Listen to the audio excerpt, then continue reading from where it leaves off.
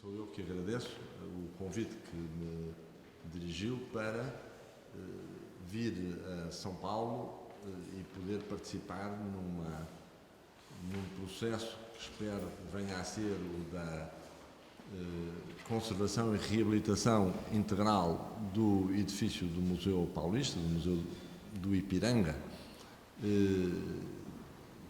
Essa participação, essa minha participação, a possibilidade de contribuir positivamente para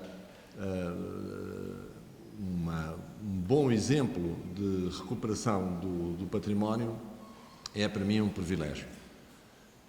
Da mesma forma, agradeço o convite para esta palestra. Tenho naturalmente que vos pedir desde já desculpa porque, como qualquer português e qualquer brasileiro se apercebem facilmente, a língua parece a mesma, mas não é a mesma. O português de Portugal e o português do Brasil são substancialmente diferentes e com muitas diferenças na terminologia técnica. O que significa que, em alguns casos, eu posso dizer qualquer coisa que não seja entendida e daí que, se o desejarem, interrompam sem problema.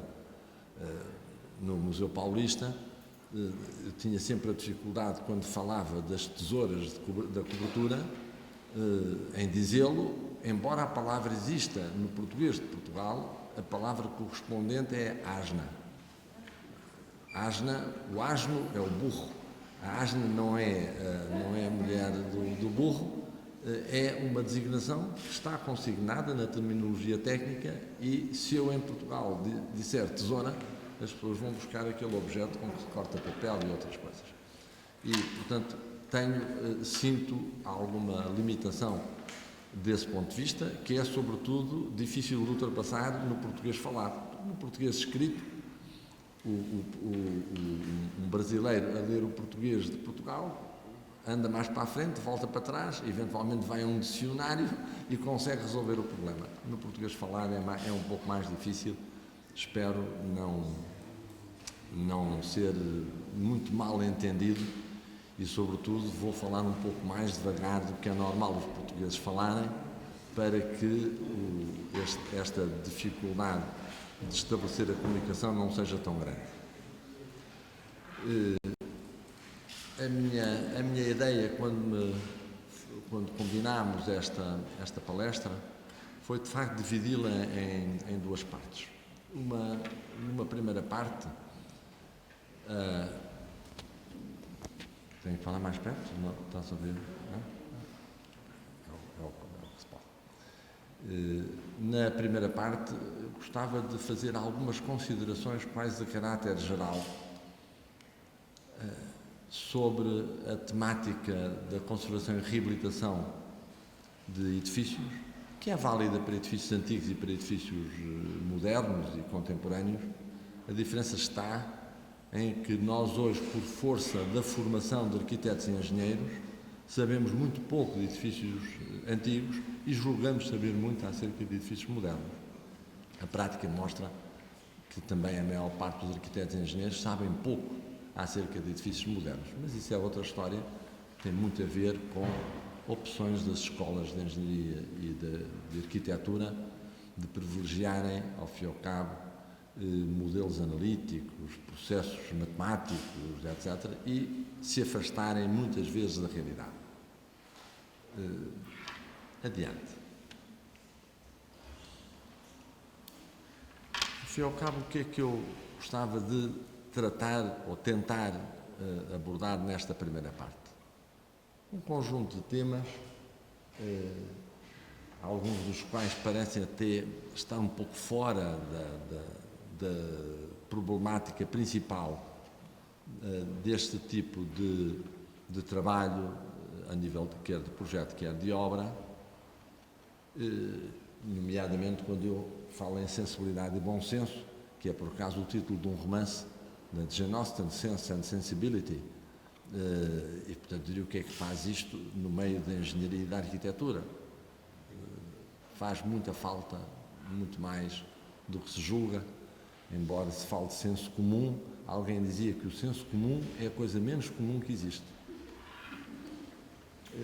E, portanto, o que eu, por um lado, gostava de dizer uma palavra sobre a questão, que é até o título da própria palestra, o subtítulo, Oportunidade ou Necessidade da Conservação e Reabilitação, e depois tocar muito rapidamente em alguns dos problemas que estão subjacentes àquelas frases e que eu espero que todos não tenham, não terão nenhuma palavra especialmente complexa para ser traduzida. O meu informático transformou o meu texto para ficar de acordo com o acordo ortográfico, que aproxima um pouco mais a grafia das palavras e a terminologia, mas algumas coisas ainda ficam de fora. Portanto, estas são as questões principais.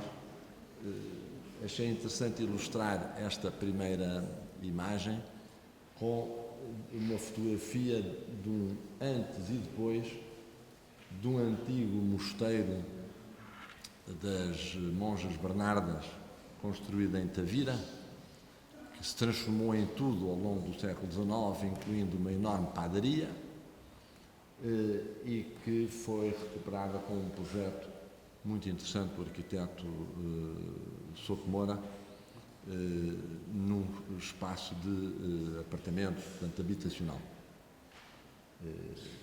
É, sobretudo, muito interessante, uma solução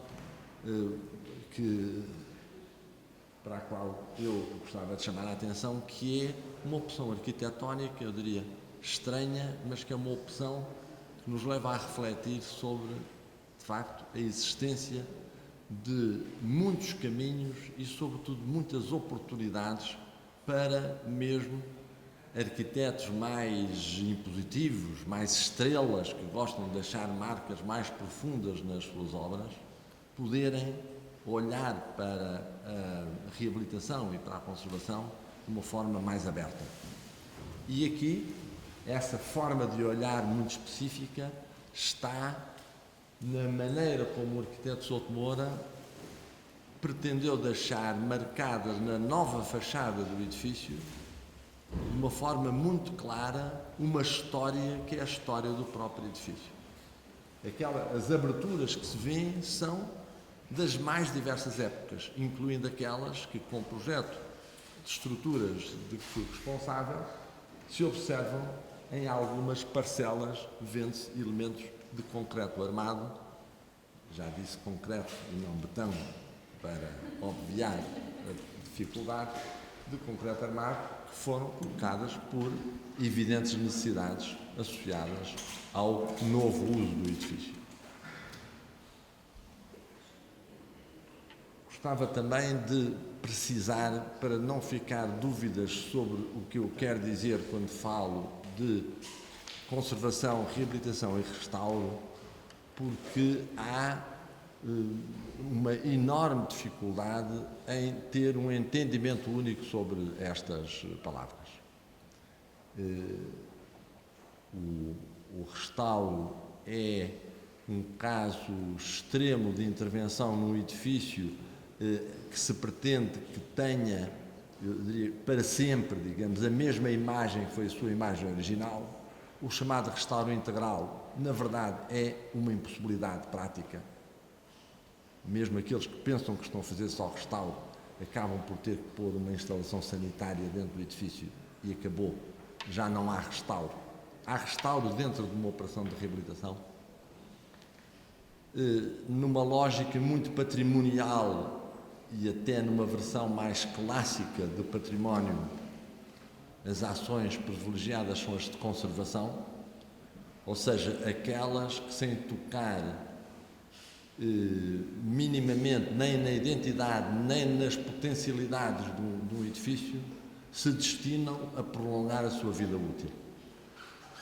É o que se passa quando se fazem renovações de pinturas, quando se fazem intervenções numa cobertura, ou num telhado, ou nos sistemas de escoamento da água, nos encanamentos, nas calhas e tubagens de escoamento das águas da chuva, portanto, tarefas que no fim se destinam a prolongar a vida útil do edifício. E a reabilitação, tal como eu a entendo, embora esta palavra nem é consensual em português, nem em Portugal, e não é consensual também nos diferentes países europeus. E, portanto, o ideal é, para sabermos de que estamos a falar, começarmos por explicar o que é que se entende. A reabilitação pressupõe, para além da conservação, que, neste caso, o edifício, após a intervenção, fica adequado a responder a novas exigências. Eu diria, acrescentando, para que se possa falar de facto em reabilitação, e como o meu filho, que trabalha também nesta área, ensinou ao pai, é preciso que, além disso, haja a manutenção de uma identidade através da criação de uma nova unidade. Isto é a parte mais difícil, é o desafio para os arquitetos, é conseguirem não destruir completamente a imagem e a identidade do edifício, mas sem fugirem da responsabilidade de criar uma nova unidade. Portanto, estes conceitos são muito interessantes. O conjunto de imagens que corresponde a um dos casos que eu tenho diz respeito a um caso extremo que não é, eu diria, quase nada disto envolvendo tudo isto. Trata-se de um estúdio de fotografia construído em meados do século XIX em Portugal por um fotógrafo amador, rico. É o estúdio Carlos Relvas, que, por vicissitudes da vida do próprio Carlos Relvas, ele transformou em casa-estúdio, a imagem que se vê em baixo à direita, e que foi objeto de uma intervenção em que participei, em que o edifício foi, eu diria, quase integralmente restituído à sua imagem original. É um processo normalmente condenado por representar um excesso de revivalismo, que neste caso se justificou precisamente porque a existência da casa-estúdio foi um acaso fortuito na vida do Carlos Relvas. É uma história muito interessante. Quando eu apresentar o caso, se chegar a tempo, porque eu falo muito e nem sempre exponho tudo aquilo que quero, o Jorge Saraiva sabe que é um pouco assim, portanto, quem me ouve tem que se habituar, porque eu já não vou conseguir mudar, mas se puder, ainda há histórias muito curiosas sobre este edifício. Uma das questões que se coloca, precisamente em função daquilo que eu referi e do próprio título da palestra, conservação e reabilitação, é, de facto, perceber se estamos a falar de terminologia que se opõe, que se contradiz, que corresponde a atitudes inconciliáveis, ou se, pelo contrário, são atividades que, na realidade, coexistem na maior parte das intervenções. Eu, quando dei aulas durante muitos anos no mestrado em recuperação do património arquitetónico e paisagístico da Universidade de Évora, não podia dizer a palavra reabilitação. Aliás, o mestrado chamava-se de recuperação. Foi a palavra, digamos, de equilíbrio que foi encontrada para não dizer só conservação, que era muito restritivo, mas para não haver o atrevimento de falar em reabilitação, que era uma coisa que podia ser excessivamente pecaminosa. Portanto, a única pessoa que falava em reabilitação naquele curso todo era eu, porque sempre fui razoavelmente desobediente em relação às instruções, sobretudo quando não as entendia. Do meu ponto de vista, precisamente por aquilo que estou a dizer, a atividade mais interessante, mais desafiante é precisamente a da reabilitação. Porque a conservação, eu diria, sem querer exagerar e sem ofender nenhum conservador, restaurador, a conservação tem uma virtude. A partir do momento em que se conheçam as técnicas, a partir do momento em que se dominem as técnicas, é, no fim, seguir um roteiro que o próprio edifício nos indica. Havia argamassa de cal, toma argamassa de cal. Havia telha cerâmica de canudo, não sei exatamente como se chama, de capa e canal, não sei se... capa canal. Toma uma cobertura de capa canal e por aí fora. Portanto, no fim, reparam-se ou substituem soluções que já existem, o guião está feito. A reabilitação é um desafio muito maior, que é saber como distinguir o importante do acessório, como conseguir fazer uma coisa fundamental, que é conservar o que pode ser conservado, reparar o que pode ser reparado, substituir, porventura, por outras soluções, o que não pode ser nem conservado nem reparado. E não ter receio de tentar estabelecer um diálogo entre materiais e tecnologias tradicionais, aquelas que em princípio estão no edifício, tanto mais quanto mais antigo ele for, num diálogo equilibrado e sensato com novas soluções que as tecnologias põem à nossa disposição, assim nós as saibamos usar.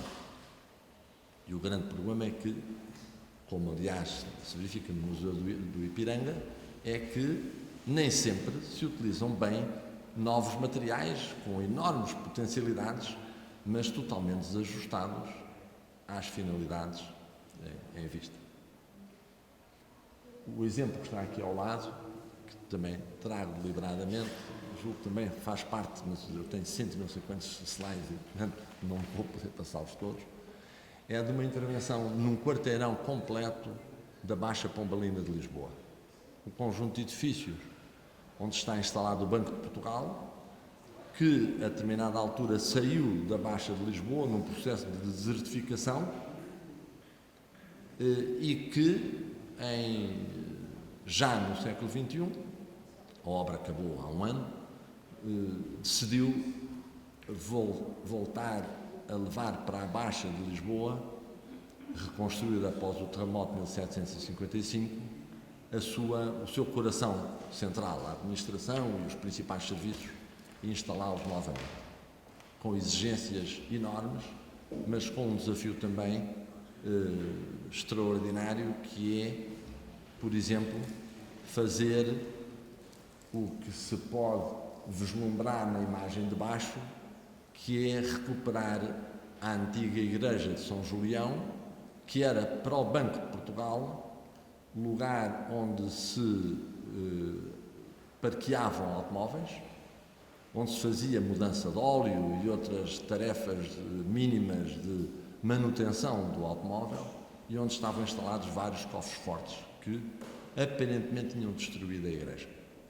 E um grande desafio é conseguir conciliar na mesma obra uma intervenção fortíssima por detrás da igreja, por detrás do altar-mor da igreja, que se traduz na imagem que está em cima, onde utilizamos técnicas muito contemporâneas de jet grouting, de injeção do solo com cimento que se mistura com o solo para conseguir cortinas estanques, para poder escavar no equivalente a 2 dos 8 edifícios do quarteirão, de tal forma que fosse possível ter em 2 edifícios todos os grandes sistemas que abastecem o próprio edifício, desde os acessos verticais até à grande concentração de equipamento que anda entre um subsolo e a própria cobertura.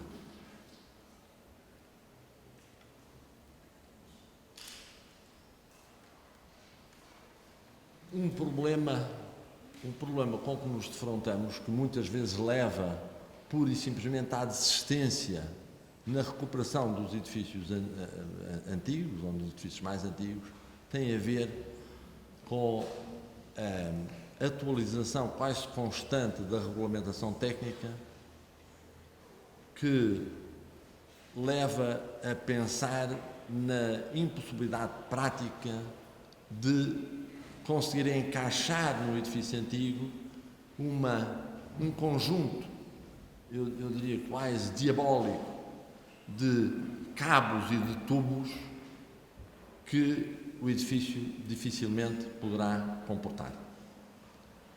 E há dois aspectos na questão da regulamentação técnica, que a certa altura é uma produção quase estúpida. Eu já falei em Portugal em terrorismo regulamentar, que é a criação de um conjunto de regulamentos tão exigentes, tão complexos, que de facto criam o seu próprio problema, porque obrigam a instalações tão complexas, de manutenção tão difícil, que depois, na maior parte dos dias, não funcionam, porque não há dinheiro para pagar as quantidades exorbitantes de energia elétrica que são necessárias para colocar a funcionar esses equipamentos. Mas também deve dizer-se em favor de quem faz os novos regulamentos que não há apenas estupidez nem terrorismo nessa produção, há uma lógica de passar para uma forma mais sedimentada, normativa ou regulamentar, aquilo que é o conhecimento que se vai modificando e, em princípio, melhorando ao longo do tempo. Isso é o que os regulamentos devem fazer, é condensarem o fundamental das evoluções técnicas e tecnológicas, de compreensão até das novas formas de viver, de estar e de usar os edifícios, para que os edifícios sejam capazes de dar resposta a essas novas exigências. O que acontece, e esse é o problema, é que o normalizador, o legislador, e em Portugal há o hábito de passar para dar força de lei aos regulamentos técnicos, ao contrário do que acontece noutros países europeus, é que esses regulamentos são, de facto, todos pensados para a construção nova. E são raras as oportunidades e as decisões de adaptação, de ajustamento dessa regulamentação à realidade existente. Eu recordo-me de ver, a certa altura, propor para respeitar as exigências estabelecidas nos regulamentos da térmica, do comportamento térmico dos edifícios, que os edifícios antigos fossem todos revestidos exteriormente por uma técnica que não sei exatamente como se designa, tem várias designações consoante as marcas. A marca italiana deu origem a uma designação que é o capoto. O capoto é uma capa de poliestireno expandido, revestido com umas argamassas especiais, que isola pelo exterior os edifícios.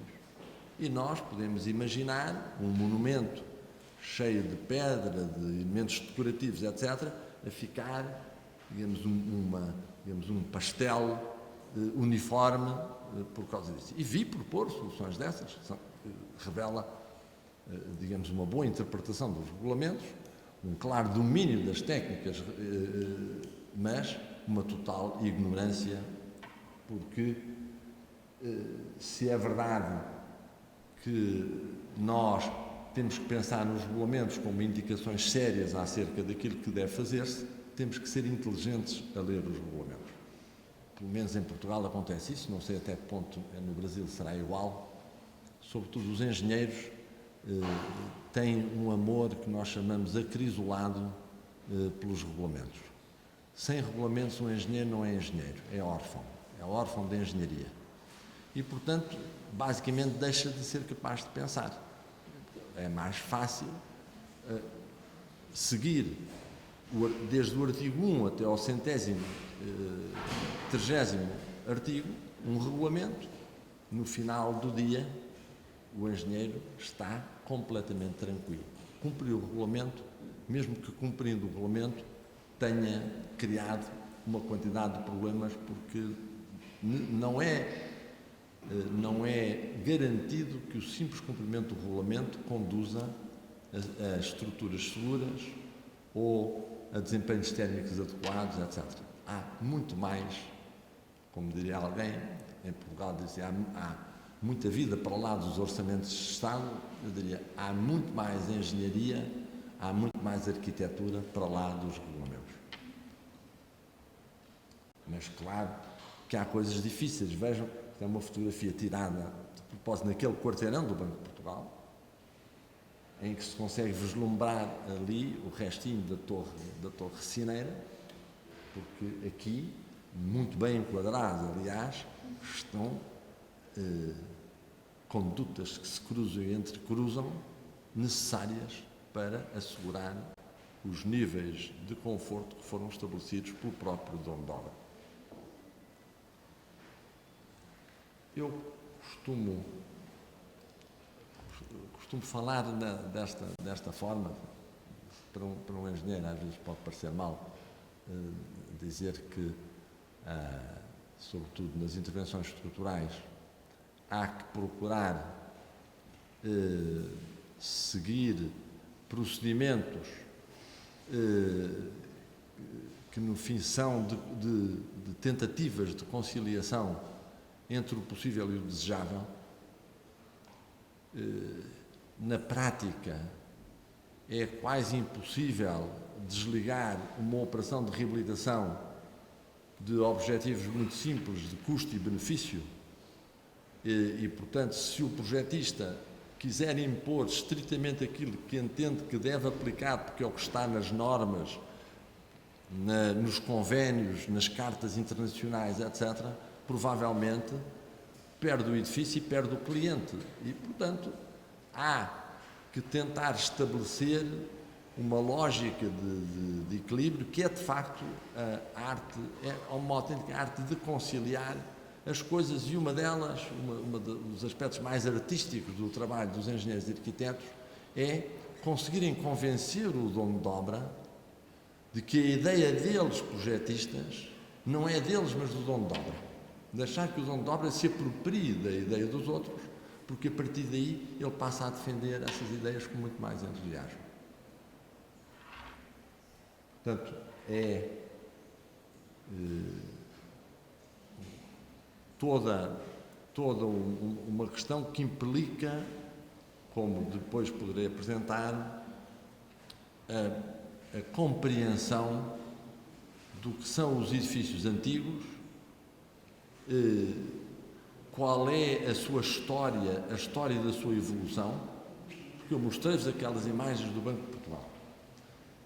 Mas devo dizer, em bom da verdade, eu diria, da minha participação nesta intervenção, que quando nós entramos no projeto já não havia nenhum edifício tal como tinham sido construídos, todos eles em 1769. Nenhum. O Banco de Portugal, à medida que foi comprando o quarteirão, foi transformando os edifícios. E as tecnologias construtivas foram mudando de acordo com a própria modernidade. E, portanto, começávamos por edifícios que tinham, sobretudo, estruturas de alvenaria e madeira, e acabámos em edifícios cheios de concreto armado. E, portanto, quando é assim também, estamos naturalmente mais à vontade para atitudes menos conservadoras e, eu diria, quase às vezes mais revolucionárias, como de facto aconteceu naquele quarteirão, em que concebemos uma solução para a segurança estrutural pesada, mas que se revelou muito interessante do ponto de vista tanto teórico como prático. Nós, no Brasil, felizmente, não tem que lidar com um problema que é uma enorme preocupação para Portugal. Embora eu julgue que muitos engenheiros não acreditem que Portugal é uma zona sísmica, porque, como já nasceram, depois de terem nascido, não houve nenhum sismo violento. Eu julgo que era muito pedagógico haver um sismo violento em Portugal. Posso dizê-lo no Brasil, se disser isto em Portugal talvez não seja bem entendido, porque a verdade é que a perda de memória das consequências de uma grande catástrofe natural é o caminho para se cometer toda a espécie de abusos. E, portanto, nós temos esse problema que agrava sobretudo as dificuldades dos projetistas de estruturas e, por outro lado, agravando essas dificuldades, normalmente criam dificuldades adicionais à arquitetura, porque o engenheiro de estruturas precisa de mais espaço para as suas estruturas e os arquitetos perdem o espaço de que necessitam para a organização do próprio edifício enquanto somatório de espaços. Em alguns casos, nós sabemos, aliás, na maior parte dos casos, que, embora o edifício valha como um todo, e há casos exemplares em que o edifício vale como um todo, como o museu em que eu estive estes dias, como esta casa. Esta casa não vale só pelos elementos decorativos que tem. Ela conta a história da construção neste período. E, portanto, é preciso atender a isso para não ficar resumido aos elementos decorativos. Mas a verdade é que os elementos decorativos são muito importantes na sua preservação, porque são até a forma mais imediata de qualquer observador perceber, desde que tenha noções básicas, qual é o valor do que está em jogo e até em muitos casos conseguir identificar de uma forma muito clara a data da construção e procurar todos os sinais que hão de estar de acordo com as datas da construção. Portanto, a liberdade está necessariamente restringida. Se nós temos, por exemplo, com limitações deste género, se nós temos um pavimento com barrotes de madeira, vigamentos de madeira, e que verificamos que estão em mau estado a partir de ações de inspeção que realizamos, nós não devemos fazer, por exemplo, o restauro de um teto sem cuidar de consolidar ou reforçar a estrutura, porque senão o restauro fica feito e uns dias, umas semanas ou uns meses depois, provavelmente cai o teto e o restauro. E, portanto, perante esse conhecimento e tendo que agir, a questão, muitas vezes, é a de saber qual é a forma como se pode agir com o mínimo de impacto sobre o edifício e sobre os seus valores. Quando nós temos tetos e pisos, olhamos, neste caso, enfim, é um caso, enfim, não é muito bom para exemplificar, porque eu olho para este piso e acho que este piso é tão importante como o teto e, portanto, alguém que tenha que agir sobre a estrutura de um destes pavimentos vai ficar seguramente com dificuldades de decisão. Nessa circunstância, vale para apoio ao engenheiro de estruturas o historiador, o conservador, o restaurador, que diz: não, isto é fácil. Estas peças tiram-se todas, numeram-se, registram-se, arrumam-se no canto da sala e depois isto desmonta-se. Aquilo é muito difícil, porque alguns desses ordenados foram feitos no sítio. Isto ainda por cima devem ter pinturas lá por baixo, está tudo cheio de pinturas, agora está tudo branquinho e tal, mas de facto isto era tudo pintado. Portanto, se tirarmos este teto todo, somos capazes de ter mais dificuldade de não criar problemas irreversíveis em termos de recuperação. Portanto, é, digamos, isto que é fundamental como atitude, que releva de onde? De uma necessidade de conhecer muito bem, conhecer a constituição dos edifícios, avaliar de uma forma correta e exaustiva o seu estado de conservação e de segurança, portanto, identificando, registando, o esforço em Portugal diz registando, eu estou a dizer registrando, também de uma forma exaustiva, todas as anomalias para se compreender o processo de degradação que o edifício está a sofrer e, a partir desse conhecimento, ir agir de uma forma mais pontual ou mais generalizada.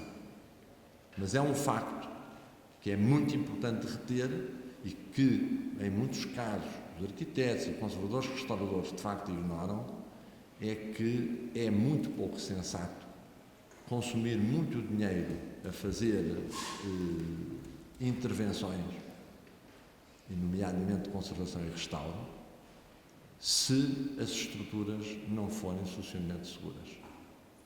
Porque, de facto, uma ruína arrasta tudo e depois aquilo que podia ser uma operação relativamente simples, com prejuízo pontual para um elemento decorativo, torna-se na perda total desse elemento.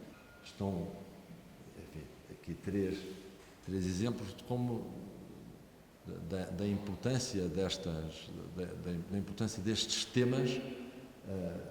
As imagens que estão ao lado são de edifícios em Lisboa, do século XVIII e do princípio do século XIX, e correspondem a elementos, de facto, cuja preservação é essencial fazer. Mas, por exemplo, aquele revestimento de azulejo numa escada que replica em trompe-l'œil o corrimão de madeira da escada é um elemento que se sabe que pode ser tratado de uma forma tecnicamente correta, removendo os elementos, reparando as paredes que tiverem que ser reparadas e recolocando-os de acordo com as boas técnicas da conservação e restauro. Já é muito mais difícil perturbar aquele teto de maceira, suponho que é aquele grande caixotão que é um dos tetos do Palácio Pombal em Lisboa, que é de um valor decorativo excepcional e que tem que ser tratado com o máximo cuidado. Quando foi renovada a cobertura foi renovada de tal forma que não voltasse a acontecer o que estava a acontecer, que era ter-se começado a apoiar a cobertura na estrutura daquele teto. Para resolver um problema de um telhado novo ou seminovo, estava-se a criar um problema àquele teto. Eu diria quase como um ponto fulcral que eu gostava de salientar em relação a estes aspectos mais da minha área direta de intervenção, que é a intervenção estrutural, é que se nós pensarmos na engenharia com o apoio de todas as ciências de engenharia e não estivermos apenas concentrados no cumprimento dos regulamentos, conseguimos encontrar soluções interessantes em que provavelmente, se não nos fossem colocados alguns desafios, nós não pensaríamos. A imagem de baixo, que é mais interessante destas duas, tem a ver com o seguinte, com o reforço de um pavimento de madeira através daquelas chapas de aço formando, ainda por cima tem um valor simbólico, que é reproduzir de uma forma estilizada a Cruz de Santo André, que é a imagem de marca da reconstrução pós-terremoto e que está presente na imagem de cima, mas usar esta solução como uma alternativa que o dono de obra impediu que existisse, não quis, proibiu, que era para poder travar a parede da fachada posterior do edifício, era necessário ter alguma coisa. E nós propusemos ter umas paredes. Eu disse, mas eu não quero, porque estas janelas têm uma vista deslumbrante para o Tejo. Eu, quando vender este andar, eu basicamente vou vender a vista para o Tejo. E, portanto, não quero aqui parede nenhuma. Isto é uma sala única. Nós argumentámos com o sismo e tudo isso, e ele foi irredutível, e nós tivemos que pensar um pouco mais no problema. Dissemos, mas então, se não conseguimos pôr uma parede a travar a parede da fachada, por que não transformar o pavimento de madeira num pavimento que nos deixaria mais tranquilos estruturalmente, com um comportamento semelhante ao de um pavimento de concreto armado. E este pavimento de madeira tem um desempenho, eu diria, rigorosamente equivalente ao de uma estrutura de concreto armado. Portanto, são os desafios e, por outro lado, eu diria, o maior desafio que se coloca a todos os intervenientes nestes processos de conservação e reabilitação é o de se considerar que o edifício é, de facto, uma unidade, tem uma identidade e que o que prevalece, o que tem que prevalecer, não é o olhar que eu lanço para o meu próprio umbigo, portanto, com uma equipa toda a olhar, cada um só para o seu umbigo, a resolver o seu problema, sem pensar na totalidade da questão. Eu diria, e para os engenheiros que habitualmente, até pela sua formação, não têm um contacto escolar frequente com as ciências sociais e humanas, com as questões culturais, artísticas, etc. Sim. Olhem para aquilo que os rodeia, entendam os sinais que os edifícios transmitem, aprendam a olhar e a ver nos edifícios a história deles mesmos, das suas famílias, das suas cidades, dos seus povos, e porventura irão fazer um esforço maior para conseguir chegar a algum lado. O Carlos Relvas foi um fotógrafo amador muito importante no século XIX, correspondia-se, aliás, com todos os grandes fotógrafos dessa altura, quer em França, Inglaterra, nos Estados Unidos, etc. E, como era rico, tinha enormes propriedades espalhadas pelo Ribatejo, propriedades agrícolas, de criação de cavalos, etc. Era um homem muito rico.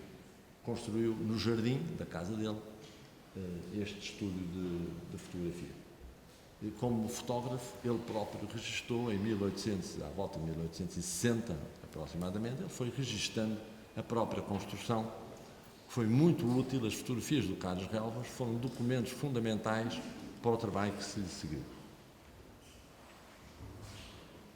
Este era o estúdio propriamente dito, em que se vê as cortinas que garantiam uma certa proteção da luz solar, porque o estúdio era todo de vidro e de ferro, com estrutura de ferro e vidro, e isto não era onde o Carlos Relvas vivia, eram os cenários que ele construía para poder tirar as fotografias.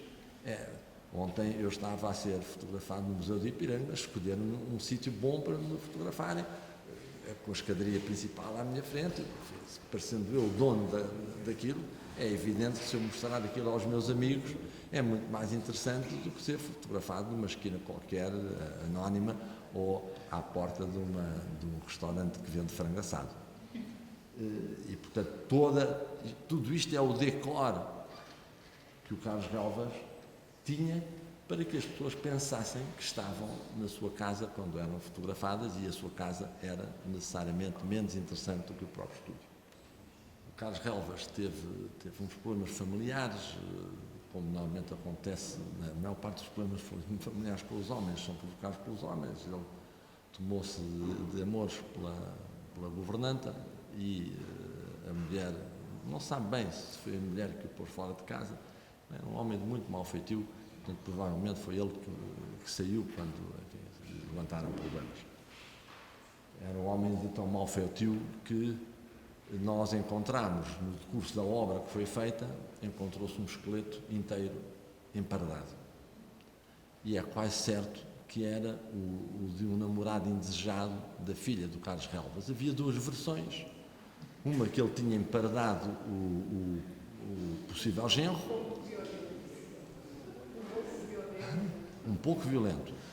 Essa é uma das teorias. Os outros diziam que ele tinha matado o futuro genro, mas por uma questão de sedimentar a vingança, tinham enterrado junto do portão de entrada, porque assim todo da casa, porque cada vez que entrava em casa o cavalo pisava a terra debaixo da qual estava sepultado o pobre e audacioso jovem da Golgã. Este homem É curioso também que o Carlos Relvas era um monárquico ultramontano, um monárquico muito reacionário. O filho, o José Relvas, era republicano, também de muito mau feitio, ao que dizem, mas foi ele que anunciou a República no dia 5 de outubro de 1910 em Portugal. O Carlos Relvas não deve ter ficado, julgo que já tinha morrido na altura, mas não deve ter ficado muito satisfeito. Portanto, o que acontece é que ele transforma, se virem esta imagem comparando com os anteriores, veem que o estúdio desapareceu. Onde havia vidro à alvenaria, à telha, a imagem desapareceu por completo. É muito interessante que, removendo um papel de parede, encontrou-se a marca do artista que tinha feito a colagem do papel, 1886. Isto é, ao fim de 20 anos, o Carlos Relvas teve que passar a usar como estúdio a parte de baixo da casa e uma casinha ao lado, a tal onde depois tinha a parede onde apareceu o tal esqueleto, e a casa foi, após a morte de Carlos Relvas, foi ficando abandonada e estava quase em estado de ruína. A estrutura é uma estrutura muito interessante, de ferro fundido, parcialmente produzido em Portugal, mas também importado da Bélgica, com umas tesouras que ninguém chamaria de tesouras, portanto é uma estrutura toda muito arrebicada, com formas geométricas que tornam até quase imperceptível dizer assim, mas não é possível que esta estrutura suporte o peso de um telhado. E nós, afanosamente, estudámos a estrutura, evidentemente com o computador, transformando cada curva que encontrávamos numa barrazinha no programa para a análise da estrutura, e verificámos que a estrutura que ali estava, que parecia um araniço, era uma estrutura que cumpria as exigências da regulamentação atual. E não deixa de ser interessante. O estado de conservação é este, sobretudo os elementos de madeira completamente abandonados, destruídos por fungos de podridão e por térmitas, cupim, e vem em geral o que era a imagem de um edifício abandonado. O abandono de um edifício é absolutamente terrível para ele. O edifício velho só se torna, na verdade, velho. O edifício velho é idoso e só se torna velho mesmo quando é abandonado. Enfim, um pouco como acontecia em algumas tribos que agarravam nas pessoas idosas e levavam para cima do monte. Elas, a partir daquele momento, eram velhas e morriam, e o que se faz aos edifícios é muito isso. Abandona-se, não em cima do monte, mas mais descaradamente abandona-se no meio da cidade. Vou passando só estas imagens, estes estuques que se vê no interior, são estuques da casa. Foram todos removidos, classificados e catalogados para eventualmente serem remontados num espaço museológico. Até agora julgo que ainda não houve dinheiro, mas estão todos armazenados, exceto um bocadinho que está em minha casa.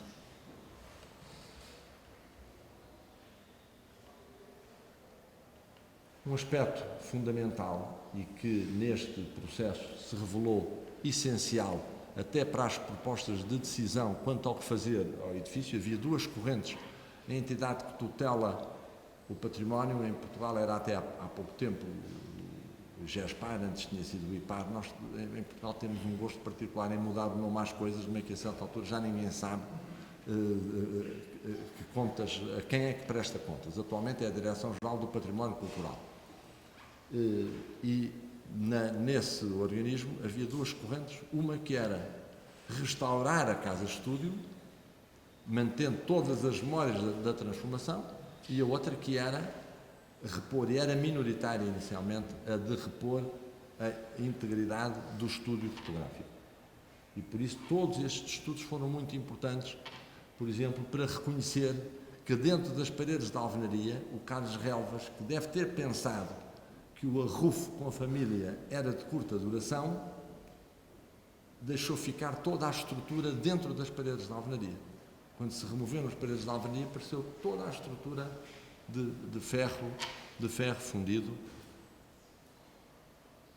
Portanto, nós organizamos para todos os elementos constituintes do edifício fichas de anomalias que, logo num primeiro momento, apontam para a, digamos, qualificação da anomalia, o nome da anomalia, caixaria degradada, o diagnóstico, normalmente nestes casos é muito fácil de fazer, e depois as opções logo em termos de medidas de intervenção, que é a de reparação ou de substituição consoante os níveis de degradação que os elementos apresentaram.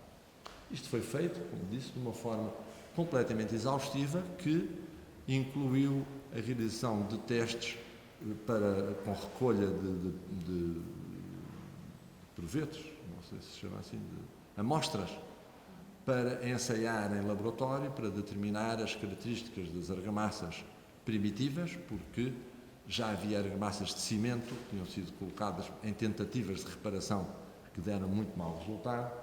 Portanto, tudo isso, portanto, a observação visual, que é absolutamente crucial, o entendimento, eu digo repetidamente isto porque é um problema que toda a gente que é de história da arte e ligada à arte percebe, que não basta olhar, é preciso ver.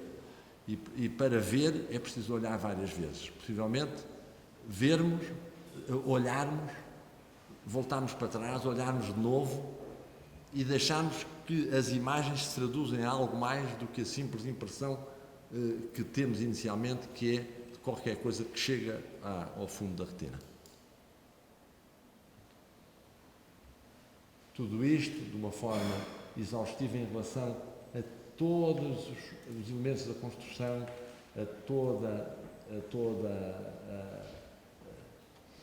mesmo nas telhas que foram todas removidas, tudo isto foi, digamos, devidamente identificado. Como vão ficar com o PowerPoint, ele fica disponível, posso andar um pouco mais depressa. Em alguns casos, nós estamos ainda, nesta fase, estamos em fase de diagnóstico, mas na verdade já estamos a fazer mais do que isso. O diagnóstico, quando bem entendido, tal e qual como acontece connosco quando vamos ao médico. Nós não queremos que o médico se limite a fazer um diagnóstico, diga, você está constipado. Queremos primeiro saber porquê que estamos constipados. Se a constipação pode evoluir para qualquer coisa, queremos um pouco mais. E já agora, que nos diga o que devemos fazer para tentar curar a constipação. Ou se o médico não sabe se aquilo que parece uma constipação pode não ser, que nos mande para os especialistas para termos então o diagnóstico. Portanto, para mim, diagnosticar corresponde a identificar o problema, identificar a causa ou as causas, as diretas e as indiretas, as próximas e as remotas, e, a partir daí, sinalizar logo aquilo que se pensa serem medidas de intervenção possíveis. Porquê? Porque isto vai afunilar os leques de opções para a fase seguinte do projeto. Em muitos aspectos, o estudo diagnóstico é uma espécie de estudo preliminar, de projeto preliminar, fase preliminar do próprio projeto, encaminhando não só as engenharias, mas, eu diria, em grande parte, a arquitetura e, porque isto se faz em diálogo muito estreito, as outras especialidades, nomeadamente a história da arte e as atividades de conservação e gestão, que aqui tiveram, evidentemente, um papel absolutamente determinante. Esta era a tal casinha que tinha a parede, aquela parede misteriosa.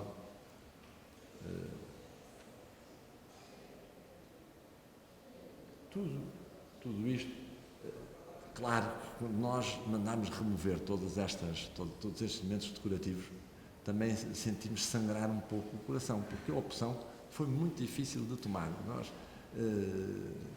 Eu julgo que na votação no Conselho Consultivo do então IPAR, a solução que nós propusemos ganhou, como costumam ser as decisões do Tribunal Constitucional em Lisboa, que é por um ou por dois, quer dizer, foi uma coisa muito, muito renhida e, de facto, nós perante tetos tão bonitos, com decoração tão interessante, característica do final do século XIX, também sentimos sangrar um pouco, mas achámos que era a favor de um bem maior. E eu mostro isto sem problemas e sem complexos, porque já apanhei muita pancada por causa deste projeto. E, portanto, quem quiser dar, pode dar. Eu sou magrinho, mas tenho os ombros que aguentam e, portanto, e acho que é uma obrigação minha expor estas coisas desta forma para poder ser julgado. Não tenho nenhum problema. Quem pensa que nunca cometeu erros é porque certamente está fora da realidade ou então está demasiado dentro da realidade.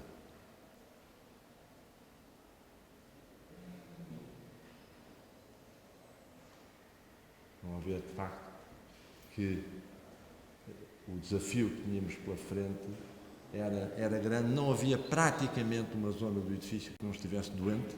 Portanto, era um doente aparentemente em estado terminal, mas nós verificámos que, basicamente, este doente, que parecia um doente com uma doença terminal, era, basicamente, um velho abandonado.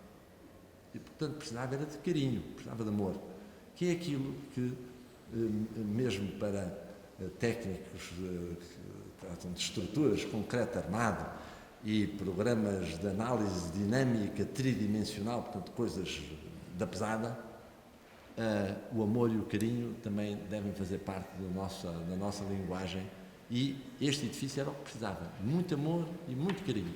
E nós eu tratei este edifício quase tão bem como trato os meus filhos. Não diria tão bem, não exageremos, mas quase tão bem como trato os meus filhos.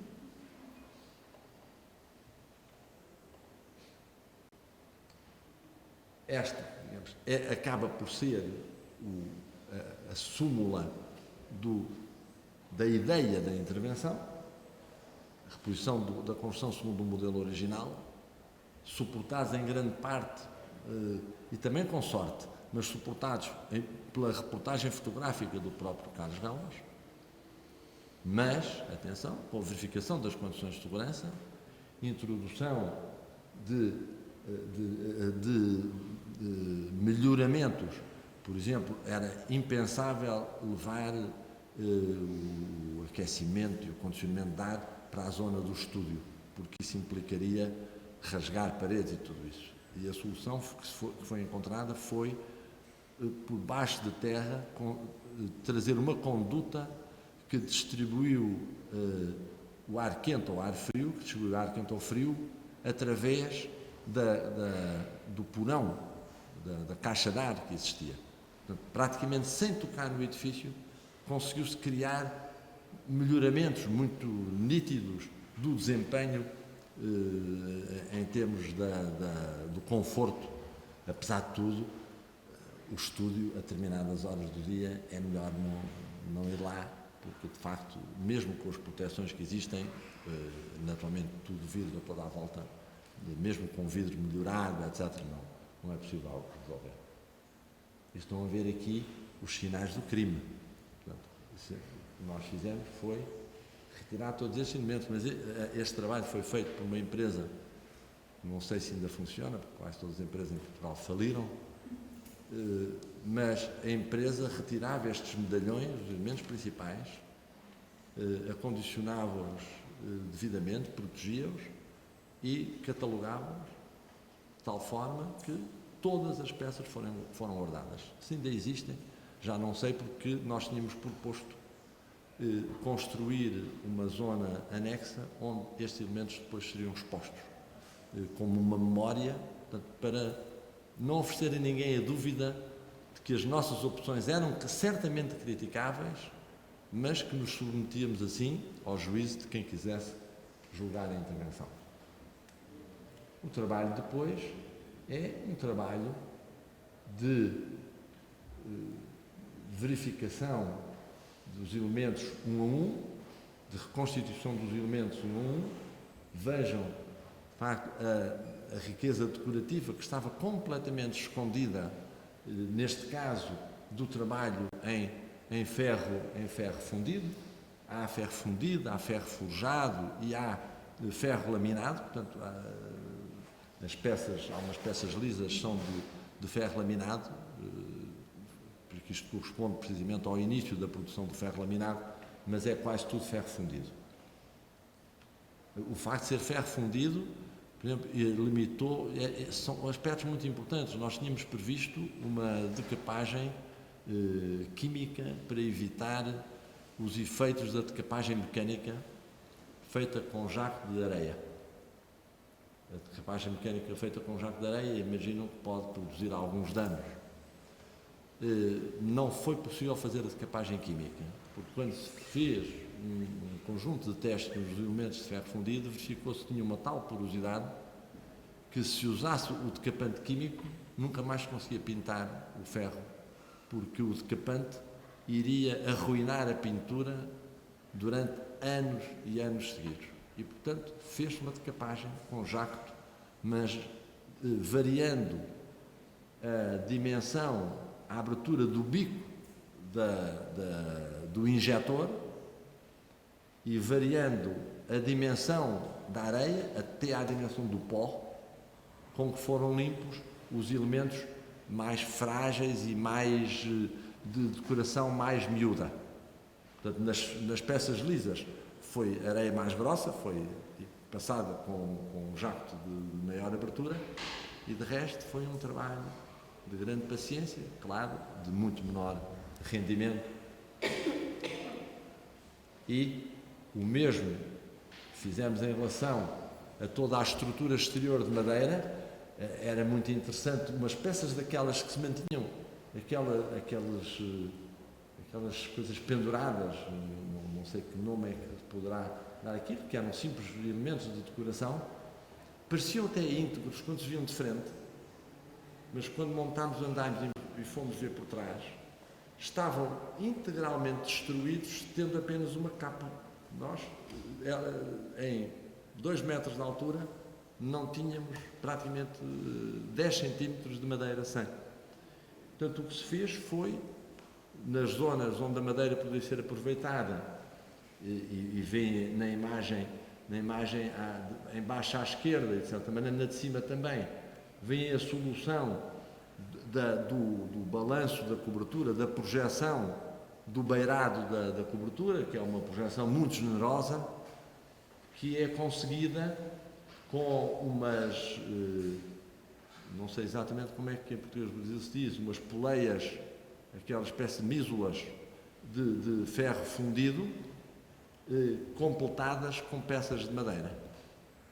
E com este friso, que é uma espécie de cimalha, toda de madeira, que foi reaplicada, porque ela estava praticamente toda destruída. Mas, se nós encontrássemos 1 metro ou 2 metros da madeira original, em bom estado, ela era conservada e, em última instância, servia exatamente como molde para a aplicação.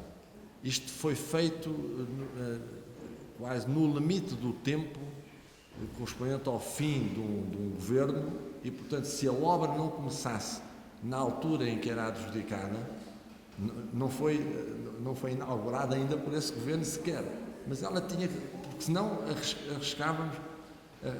Foi um Ministro da Cultura que acabou por desbloquear este processo que se arrastava há mais de 10 anos, e ele queria, no mínimo, assistir ao lançamento da primeira pedra, que aqui não era uma primeira pedra, era uma primeira qualquer coisa. E, portanto, a obra tinha que começar quando legalmente pudesse começar. Portanto, não podíamos estar condicionados à expectativa de que talvez não chovesse durante aqueles meses. Era de uma grande imprudência fazer isso quando se tem que mexer em toda a cobertura em simultâneo. Esta é uma zona muito interessante, que até teve uma particularidade que é curioso, não se vê tão bem nesta imagem, não sei se tem outra que se veja tão bem. Tem uma escada em Caracol muito bonita. No museu tem duas, tem uma grande vantagem sobre estas, é que em vez de vencerem uma altura correspondente a 2 andares, porque esta vai até a uma zona enterrada, portanto vence 2 andares, no Museu do Ipiranga tem duas, vejam bem, a mania das grandezas e enormes que vencem a altura toda. Estas escadas em Caracol são prodígios de qualidade de construção do arquiteto e do carpinteiro, que está entre o carpinteiro de estruturas e o marceneiro, não sei qual é, se é marceneiro também, ou o ebenista, quem entalha a madeira. Estas cores, comparem com as de baixo, eram as cores que foram descobertas por pesquisa da cor.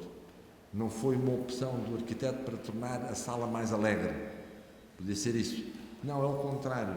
A moda da habitação no final do século XIX era cores escuras, cores pesadas, ambientes muito pesados e escuros. O estúdio era todo ele vibrante de cores claras, e foi descoberto. Foi muito interessante a utilidade dos ladrilhos de pasta de cimento, que é das primeiras aplicações que eu conheço em Portugal, 1860, à volta de 1860, já de pasta de cimento mesmo, de cimento Portland, porque as fotografias e como estava lá, como o revestimento continuava a estar lá, as fotografias permitiram a identificação da cor com que tinha sido pintada a casa. Havia uma discussão enorme à volta disso, não se descobriu nenhum vestígio da pintura original da casa, em nenhum sítio, nem mesmo naqueles sítios mais escondidinhos onde às vezes aparece. E foi por comparação de cinzentos que se concluiu que a cor da casa era de um amarelado que estava presente nos ladrilhos de pasta de cimento. Enfim, não é coisa pela qual eu ponho as mãos no fogo, como se costuma dizer, não percebo nada de fotografia, a única coisa que eu percebo de fotografia é de carregar num botãozinho e ver fotografia, de resto não percebo, mas foram técnicos de fotografia que fizeram esse estudo que, pelo menos como hipótese académica, é muito interessante em relação ao esforço que se pode fazer para aplicar todas as técnicas que hoje temos à disposição para fazer uma identificação desta natureza. Portanto, e a partir dali foi possível, com aqueles moldes, com aqueles exemplos, refazer toda a estrutura. Mas isso foi uma sorte, isso foi pura sorte, encontrar debaixo de umas telhas. Alguém deixou para lá, não, como é normal nas obras, que é não remover todos os detritos quando é possível escapar ao olhar mais atento da fiscalização ou do dono de obra, ficaram para lá, perdidas, e estas foram preciosas para esta decisão. Isto é o tal trabalho que no fim corresponde a estabelecer uma ligação, porque a casinha anexa ao estúdio era muito importante para estabelecer lá um serviço educativo, para poder usar o espaço da casa como um museu e a zona ao lado como um espaço para mostrar aos alunos das escolas como é que se faz fotografia, como se revela a fotografia, etc., interligadas através de ligações subterrâneas. Este é o corredor que liga, e a mesma solução subterrânea foi aquela que permitiu instalar o equipamento de aquecimento e ventilação, de ar-condicionado, e finalmente as imagens já do edifício. Eu posso dizer-vos o seguinte: eu quando digo isto, há quem olhe para mim com ar desconfiado e até pensando que eu talvez pela idade já não bato bem da bola, mas eu posso assegurar-vos o seguinte: eu no dia em que cheguei a Golgã é uma terra do Ribatejo, de cavalos e touros. Eu cheguei a Golgã e de repente eu vi isto que ainda não tinha visto, porque a última vez que tinha estado na obra ainda tinha os andaimes. E quando vi o resultado da obra, eu não conseguia andar no automóvel. Fiquei parado a olhar no automóvel. Não garanto se chorei ou não chorei, porque eu às vezes sou um bocado melindroso nisso e vem uma lágrima ao olho com alguma facilidade. Mas senti um choque violentíssimo de emoção pelo resultado que é poder ver isto. Porque eu, de um dos lados da cabeça, tinha a imagem do antes e, de repente, eu disse, nós tínhamos razão quando propusemos esta solução. Vejam, esta é a fotografia do interior do estúdio e isto, se não é um deslumbramento e se não foi bom poder voltar a ter esta realidade, acho que foi um contributo muito positivo. O que esta é a última imagem. Tem aqui as datas principais. A exposição do mundo português, para quem não tem nenhuma noção, e admito que a maior parte das pessoas não tenham, até porque se os portugueses não têm, porque é que no Brasil há de haver esta noção. A exposição do mundo português foi um acontecimento também muito interessante do ponto de vista político, porque tendo um ministro que é uma figura muito interessante do período da ditadura, Duarte Pacheco, tendo sido demitido uns anos antes pelo então Primeiro-Ministro,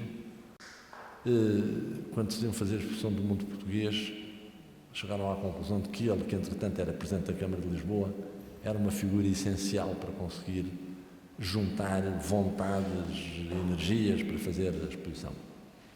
E o que é curioso é que nesta exposição, que teve como arquiteto-chefe, digamos, coordenador geral da exposição, o arquiteto Cotinelli Telmo,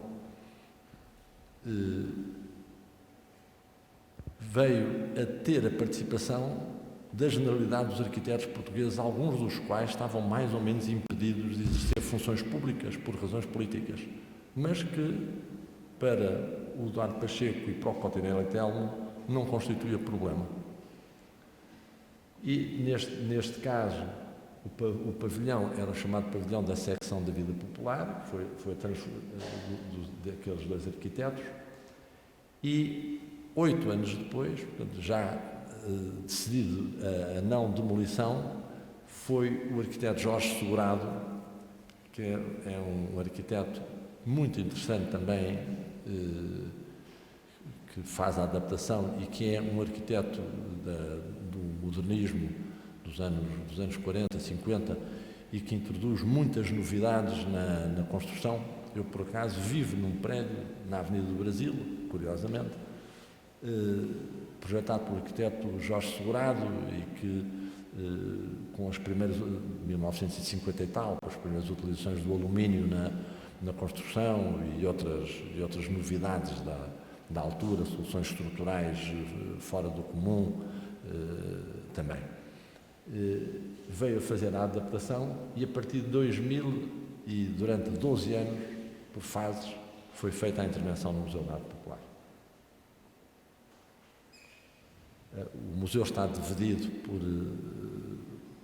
em salas correspondentes às chamadas províncias em que se vivia Portugal antigamente, as Beiras, a Extremadura, por acaso que esta Extremadura devia ser, não sei se é com X ou com E, já estou. É com X, a Extremadura espanhola que é com S. É que há também espanhol. Alentejo e Ribatejo, depois há a sala atrás dos Montes de Alto Douro, portanto, no fim, cobrindo a divisão tradicional de Portugal em províncias, e os diferentes corpos do edifício têm, em geral, estruturas verticais de paredes de alvenaria de tijolo e, em alguns casos, de alvenaria ordinária com incorporação pontual de elementos de concreto armado, e as coberturas são constituídas habitualmente por tesouras de madeira, eventualmente em algumas situações, que podem ter correspondido até à supressão de algumas paredes interiores com elementos metálicos, com vigas esteriliçadas metálicas. Portanto, o que nós fizemos foi a identificação da estrutura, a avaliação do estado de conservação da estrutura e a sua análise, de forma a podermos organizar uma intervenção que basicamente consistiu no seguinte: nestas salas, as estruturas de cobertura tinham as dimensões necessárias. Nestas salas estavam, em geral, em bom estado de conservação. Tinham um problema sério, que era falta de travamento entre elas. E daí que no desenho a figura mais à direita corresponde à introdução de peças em cruz ligando às tesouras sucessivas, em que uma peça, portanto em diagonal, em que uma peça trava uma linha de uma asna e a perna da asna seguinte, e o inverso para a outra peça. Portanto, isto permite dar ao conjunto a estabilidade que era necessário. Nós verificámos que se houvesse ou uma grande ventania ou um sismo perpendicular ao plano das tesouras, elas desabariam todas umas a seguir às outras, porque funcionavam individualmente. De resto, nesta zona não foi preciso fazer mais nada. Embora tenhamos até colocado umas passadeiras para permitir o acesso e a conservação e a manutenção do edifício. A cobertura foi substituída e as chapas de amianto-cimento foram substituídas por chapas trapezoidais metálicas, em chapa dupla, com isolante térmico incorporado, para beneficiar, sobretudo, o conforto no interior do edifício, já que, de facto, ele atingia temperaturas extremas no verão e no inverno. Tem aqui alguns pormenores das soluções que utilizámos, em que pontualmente também colocámos, vêm algumas daquelas peças, naqueles 3 pormenores em cima da esquerda para a direita, são peças metálicas de ligação entre as várias barras que constituem as tesouras, de forma a impedir que elas tivessem movimentos que pudessem dar origem a aberturas. Porquê é que fizemos isto? É porque estas tesouras são feitas de pinho marítimo nacional, que é uma madeira pobre para construção, é muito boa mecanicamente, mas tem muitos defeitos. E, portanto, um dos defeitos que tem é que é uma madeira que com facilidade torce. E, portanto, se ela torce, pode, por torção, romper nestes pontos, nestes nós de ligação, pode romper a ligação se ela for só de madeira. São normalmente ligações de encaixe e pregadas, e, portanto, com a rotação podem partir essas ligações. E, portanto, a chapa metálica tem uma grande vantagem, é que determina que qualquer problema estrutural já deixa de existir no nó e passa a existir na própria peça de madeira. Portanto, é muito mais fácil determinar a verdadeira capacidade resistente da estrutura de madeira. Aquele pormenor em baixo foi aplicado num ou 2 casos em que as tesouras tinham as zonas do apoio deterioradas, e o que fizemos foi o que está ali representado. As letras estão tão miudinhas que não se consegue ver, mas espero que acreditem. O que se fez foi reconstituir a secção das peças sem tirar as tesouras do local, reconstituindo-as através de enchimentos com umas argamassas especiais, com resina epoxídica, em argamassa, não em resina pura, com características mecânicas similares à madeira utilizada. Portanto, foi estudada uma resina e uma composição que permitisse ter esse comportamento. As resinas têm um problema, que é uma enorme sensibilidade ao aumento de temperatura. Estas resinas instabilizam porque perdem a polimerização a 65, 70 graus, à volta disso. Pelo menos as desta época era assim, agora há umas um pouco melhores. Mas, como fazia parte do programa e nós impusemos no programa por vontade do projetista, que conseguiu, digamos, ter aceitação por parte do dono de obra, nós fizemos a proteção contra o fogo integral das estruturas de madeira através da aplicação de pinturas intumescentes. A pintura intumescente, portanto, é uma tinta que, com o aumento da temperatura, se transforma numa espuma, e a espuma funciona com dois efeitos. Por um lado, é um isolamento térmico, retarda a chegada das temperaturas mais elevadas junto à madeira. Por outro lado, inibe o acesso do oxigênio à madeira. E, portanto, a combustão tem muita dificuldade em dar-se quando essas espumas são, digamos, ativadas pelo aquecimento.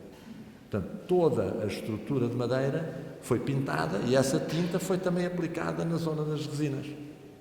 E, portanto, toda a estrutura ficou protegida, o mesmo fazendo com a estrutura metálica. Também com a estrutura metálica, independentemente de termos tetos que dão uma certa barreira em relação ao fogo, porque foram tetos novos em placas duplas de gesso cartonado,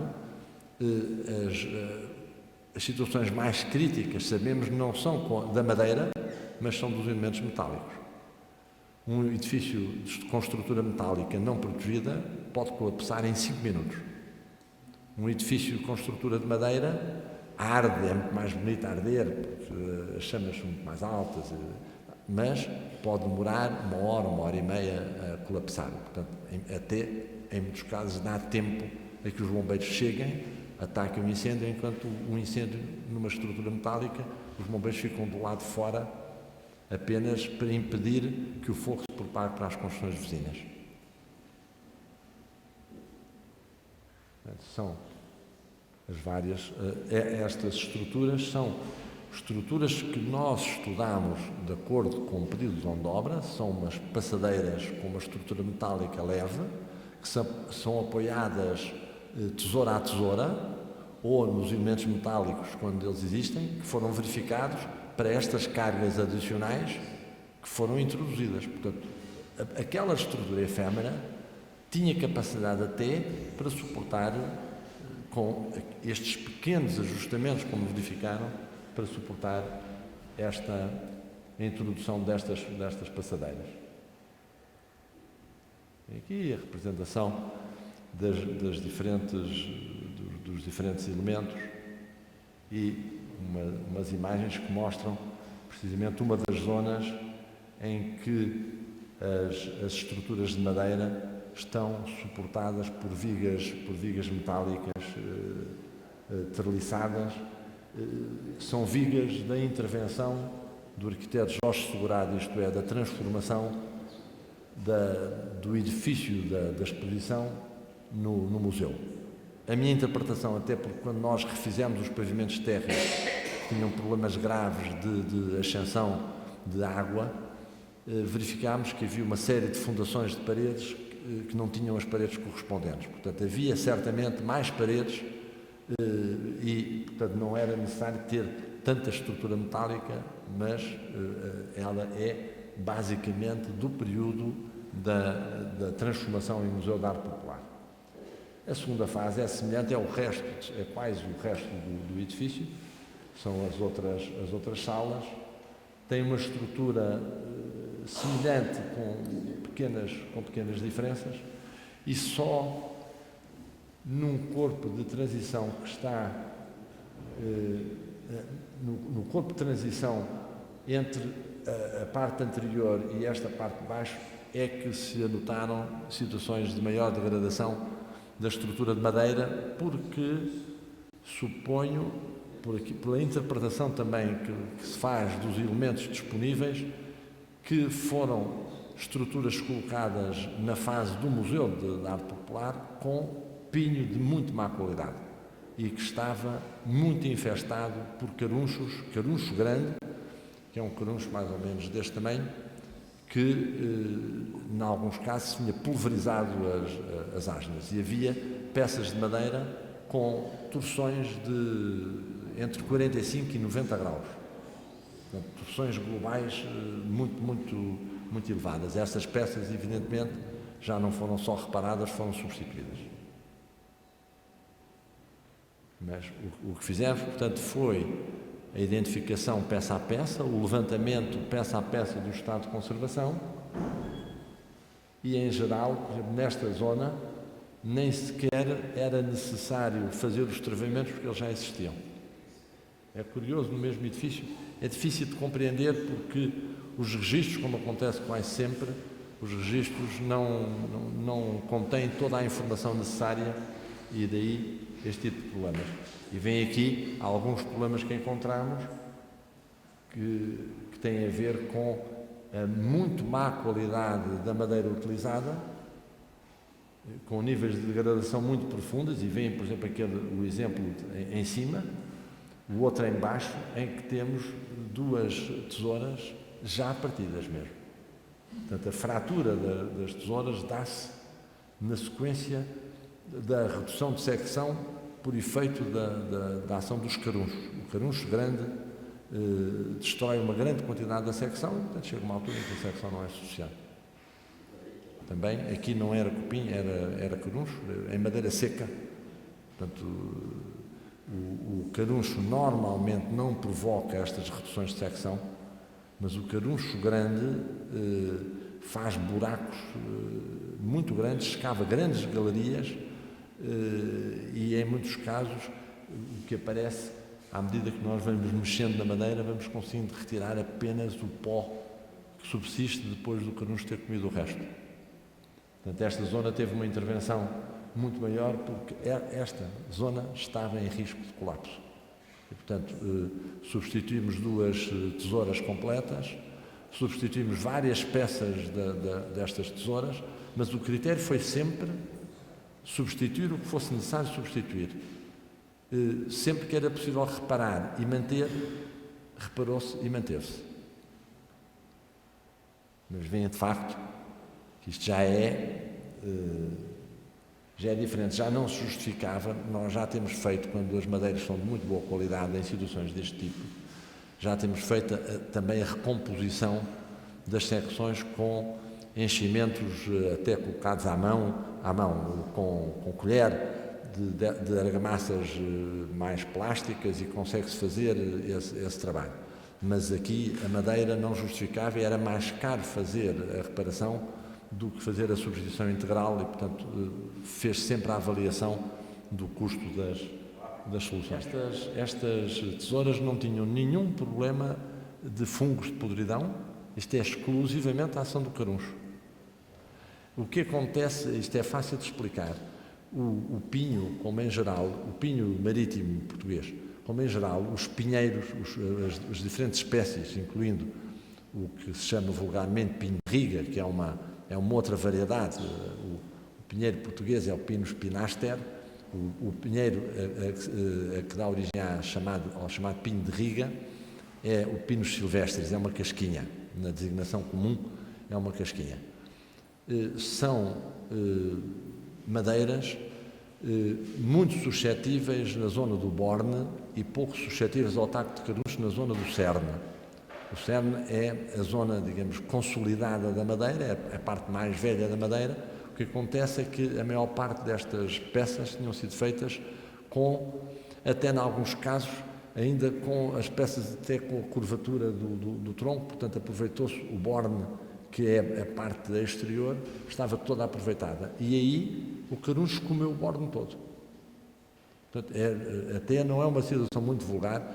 Eu tive uma intervenção semelhante num edifício muito parecido, que era um centro de férias do que se chamava o antigo, a FNAT, Federação Nacional para a Alegria no Trabalho.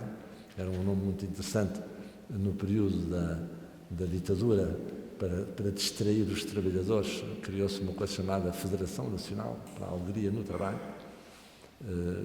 e num campo de férias havia uma situação muito semelhante, mas aí havia um ataque combinado de fungos e de insetos, e esses então são devastadores, porque o fungo de podridão é terrivelmente eficaz e destrói tudo, come muito mais material e é muito mais rápido a fazer a destruição da madeira. Um aspecto muito importante é conhecer dos xilófagos, conhecer os ciclos de vida, identificá-los, porque alguns nós vivemos facilmente com eles, outros, pelo contrário, sabemos que quando aparecem temos de sair pela certa, porque se não tomarmos cuidado ficamos sem madeira.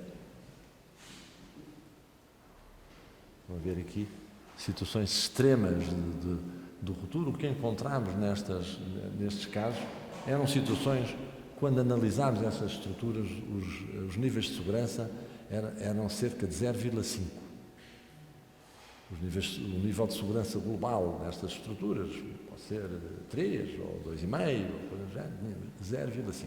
Ou seja, teoricamente, de acordo com os cálculos da engenharia, as asnas, as tesouras tinham caído todas. Estavam lá. Verem, de facto, situações muito, muito particulares de grande destruição. Há algumas soluções utilizadas que repetem, de certa forma, o microfone está um bocado, às vezes, portanto, posso passar um pouco mais depressa.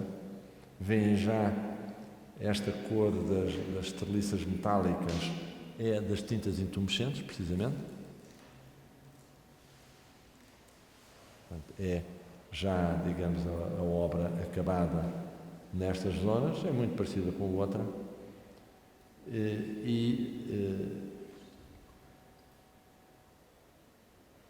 Estão a ver, vê-se bem a estrutura de tijolo, é muito parecida com os museus do Ipiranga, de tijolo ou maciço ou pouco furado, é o mesmo tipo de estrutura, com alguns elementos.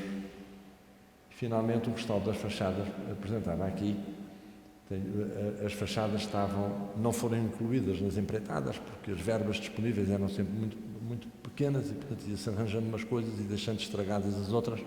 E a última parte foram as fachadas todas do edifício, foram restauradas entre 2011 e 2012. Havia corrosão de elementos de concreto armado, trincas muito grandes, muitas delas devidas à corrosão do aço das armaduras, e vêem na fachada poente, vêem pedaços daquelas vergas, digamos assim,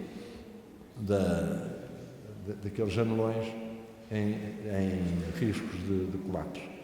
Tudo isto está muito alterado, foram feitas pinturas e repinturas que mudaram completamente o aspecto do museu, muitas delas totalmente inadequadas, pinturas impermeáveis, etc., com os problemas do costume, e havia aqueles elementos verticais que vêm ali no meio daqueles janelões, têm estrutura mista de madeira e de ferro, e em alguns casos estavam muito danificados, como é fácil de perceber aqui. Depois de se fazer a limpeza das tintas adicionais, não só se reconheceu as características da base, mas foi possível, em alguns casos até, redescobrir desenhos que nem sabia que ali estavam, porque estavam completamente tapados. E vem aqui um trabalho muito minucioso, feito por uma empresa de conservação e restauro, que correspondeu a desmontar aquela parte de baixo destes troços de coluna, para substituir cerca de 1 metro de estrutura de madeira, que estava completamente podre, não estava lá sequer. Portanto, era quase uma situação misteriosa, como é que isto se mantinha de pé. A explicação talvez seja a de que aquele revestimento de argamassa, com os motivos decorativos, era armado com uma rede de aço distendido. Portanto, possivelmente era esse elemento de revestimento que estava a sustentar a estrutura. Portanto, e o que nós fizemos foi criar aqueles elementos que vêem, aqueles elementos metálicos de aço galvanizado na parte inferior da estrutura. Para quê? Para impedir que a madeira continuasse em contacto com a zona baixa. Isto está à beira do Tejo e ainda por cima, com uns arranjos paisagísticos que foram feitos, há zonas do exterior que estão mais altas do que o interior, que são regadas todos os dias. Portanto, era fundamental, caso houvesse umidade ascendente, proteger os elementos de madeira. Reparem a cor da madeira, aquela cor esverdeada, corresponde ao tratamento profundo com sais de cobre e mais outros materiais que fazem muito mal à saúde, mas que também matam os xilófagos. E tem, de facto, aquelas bases, foi a solução que nós engendramos, digamos assim, que inventámos, se assim se pode dizer, para permitir aquele espaço livre que assegura que não há o contacto direto com a base. Esta zona, por exemplo, estava muito danificada, já a face correspondente ao resultado final, e após a intervenção de restauro de todos os revestimentos, vejam como aparecem. Enfim, isto é também muito importante como imagem, a decoração. Isto é um pouco a reprodução do coração de Viana do Castelo, típico dos trabalhos de filigrana de Viana do Castelo. Portanto, era assim que toda esta obra estava programada. Reparem as figuras, portanto, estão muito adequadas ao Museu de Arte Popular. Eu julgo que este edifício também é muito interessante, porque é uma experiência completamente diferente numa estrutura de concreto. Concreto armado, é agora o Museu do Oriente, e nós fomos autores do projeto da estrutura que permitiu a transformação. Este edifício era o edifício das câmaras frigoríficas para armazenar o bacalhau. Portanto, era da Comissão Reguladora do Comércio do Bacalhau. Tinha toda a estrutura, era forrada por uma camada espessa de cortiça que impediu a salinização do concreto. É este edifício, já na forma atual, após uma intervenção de 2 arquitetos, um que fez a generalidade do projeto e depois o outro que fez foi o arquiteto, eu não me lembro do nome do primeiro arquiteto, infelizmente. O que fez a instalação do museu foi o arquiteto Carrilho da Graça, que é um arquiteto com obra muito interessante produzida em Portugal.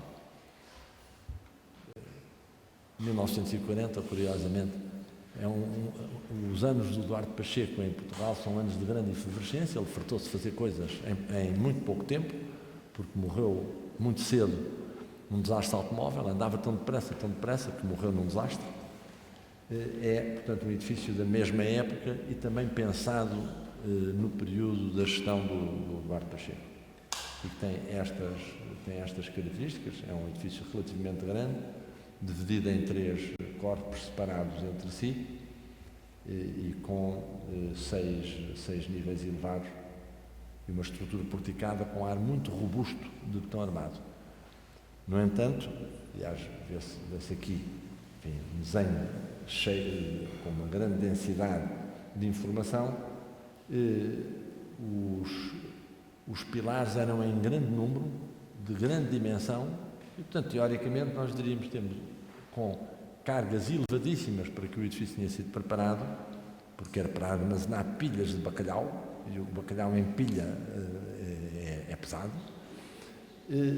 No entanto, quando fizemos a análise sísmica, verificámos que tínhamos um problema muito grave, porque os pilares estavam todos mal dimensionados. Eram muito grandes em concreto, com muito pouca armadura, e, sobretudo, com um problema que era muito comum nesta época, que era uma muito grande falta de cintagem dos próprios pilares, das próprias armaduras. As armaduras verticais, para cumprirem a sua função, devem ter armaduras transversais que cintam, digamos, e confinam o betão. Este tinha cintas de meio metro e, portanto, chegámos à conclusão que tínhamos que proceder a reforços de pilares que, à partida, nos pareciam mais do que suficientes, mas que se revelaram. Era tão estranha esta estrutura, quando nós tirámos uns pilares, tirámos mesmo, porque cortámos, vão ver uma coisa interessante, que é tirar pilares dentro do meio do edifício. O comportamento sísmico do edifício, em vez de piorar, melhorou. Porque o edifício tornou-se menos rígido e, como se tornou menos rígido, a força sísmica baixou. Portanto, quase que o que acontecia era cortar metade dos pilares. Difícil de estabelecer, porque como os pilares mudam de secção, depois tínhamos que criar cabeças de transmissão de forças. Foi um projeto muito, muito difícil, mas muito interessante. A sobrecarga do museu, 500 kg por metro quadrado. A sobrecarga, 500 kg por metro quadrado. Mas a sobrecarga não era problema, não tivemos que tocar nas fundações. A carga do bacalhau correspondia a cerca de 1000 kg por metro quadrado. 1000. Era bacalhau em pilha, era muito bacalhau para alimentar os portugueses todos.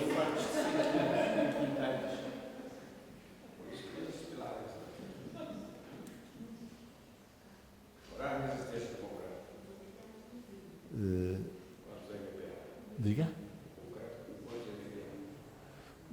Este concreto não é facilmente classificável nestes termos. O projeto foi feito com base nos regulamentos de 1918 e de 1935, que tinham critérios um pouco diferentes acerca da resistência, mas o betão não era de má qualidade. Aliás, isto é um corte de um pilar. Vê-se a desproporção entre aquelas pintinhas que são os varões da armadura. É um corte, isto é a face inferior de um pilar, e veem que o pilar é bastante compacto, o betão é bastante compacto.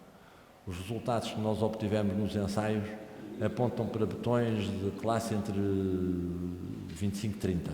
Portanto, o problema não era do concreto. Eu, de vez em quando, primeiro chamou-se beton. Concreto nunca se chamou, nunca usámos a palavra inglesa, usámos sempre a palavra de origem francesa.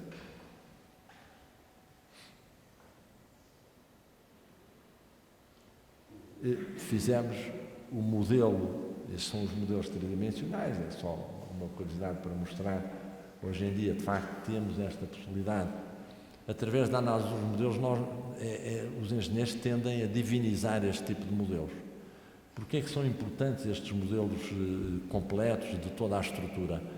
É que, mesmo que nós não tenhamos a certeza sobre a exatidão dos resultados que são fornecidos, usamos-los em termos de comparação. Quer dizer, nós, se usarmos o mesmo modelo com a estrutura inicial e depois com a estrutura transformada, os resultados por comparação são válidos, isto é, o modelo que eu uso para a estrutura inicial, eu vou num determinado ponto comparar com o resultado que eu obtenho depois do reforço. E o resultado naturalmente dará maior resistência após o reforço. E nisso, ou seja, que vou obter um resultado que me vai dar uma relação que é aquela que eu pretendo, eu posso ter confiança nisso. Não deve deixar de se fazer um conjunto de cálculos muito simples para não ficarmos convencidos, por exemplo, de que não se cometem erros, porque basta não olhar com cuidado para este modelo, haver um pequeno erro, os resultados vêm completamente disparatados, e se passar diretamente para o dimensionamento dos reforços, corre-se o risco de fazer grandes asneiras. Depois tínhamos esta constatação dos problemas como resultado das análises estáticas e dinâmicas e vários tipos de análises que fomos fazendo, já tendo em conta as indicações que nos são dadas pela regulamentação atualmente em vigor em Portugal, que é uma regulamentação produzida nos anos 80.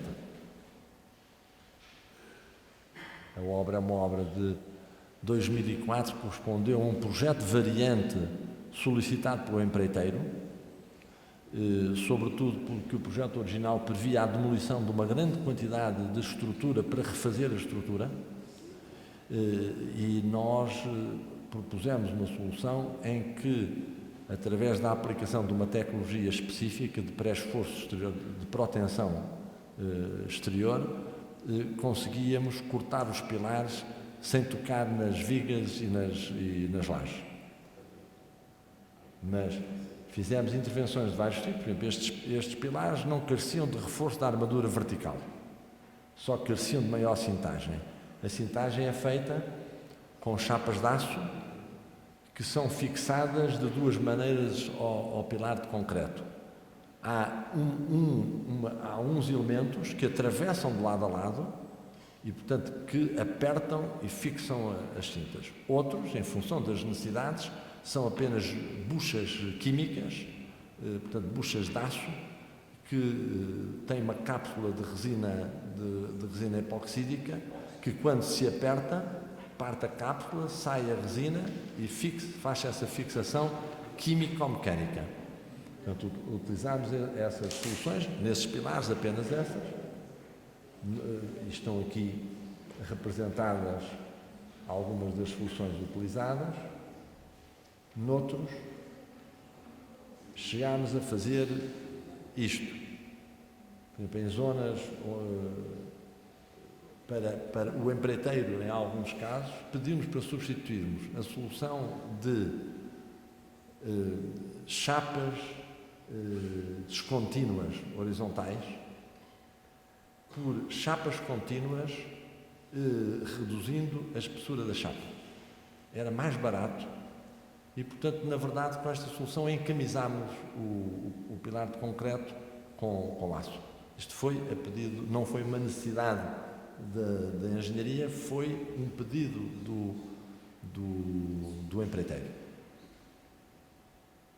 Reparem que é um aspecto muito importante, que é, vêm ali à volta das colunas, vêm aqueles furos que são feitos sem cortar armaduras, para permitir a passagem das peças de reforço, e depois é feita uma selagem com um betão de retração tão compensada quanto possível, um concreto de...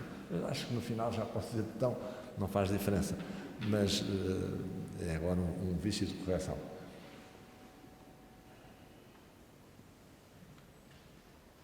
Então, aqui alguns dos pormenores. Vem aqui sim um pormenor a dificuldade, por exemplo, nós, nos pilares que estão embutidos nas paredes das fachadas, não podíamos reforçar o pilar a toda a volta, porque, em alguns casos, tínhamos uns painéis que se viam naquelas primeiras imagens, uns painéis decorativos que não era possível tocar. Portanto, tivemos que, em alguns casos, reforçar mais os pilares interiores para aliviar os esforços nos pilares de extremidade, porque não os podíamos reforçar da mesma maneira. Uma intervenção mais significativa aqui aumentámos. Porquê? Porque houve uma zona em que a estrutura teve que ser demolida parcialmente para instalar um grande auditório, uma sala de conferências, não? E aí não era possível outra solução, sobretudo porque ela foi instalada no último andar, no último piso, e tinha vãos de grande dimensão que foram vencidos com vigas em concreto protendido por pós-tensão. Eu julgo que tenho aqui.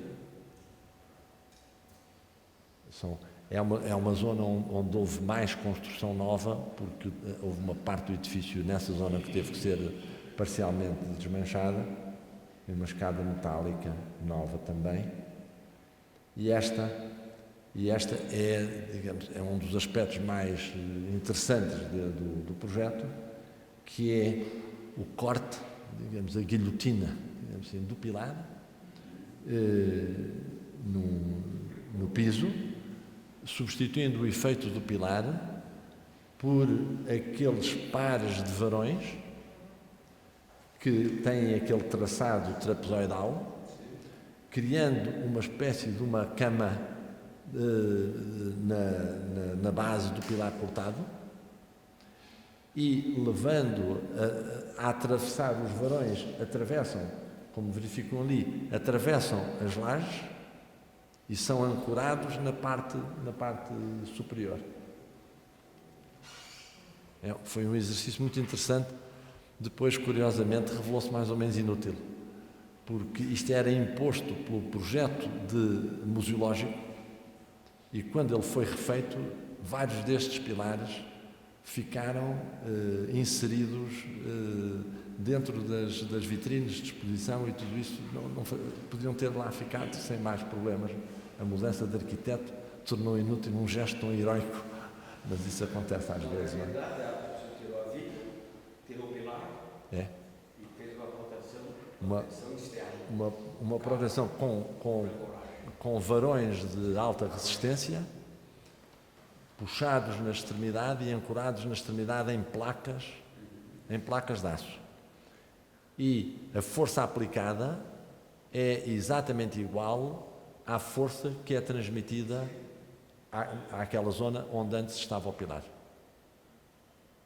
Foi um trabalho especialmente difícil porque era muito complexo conseguir. Por um lado, estudar a solução era bastante complexo.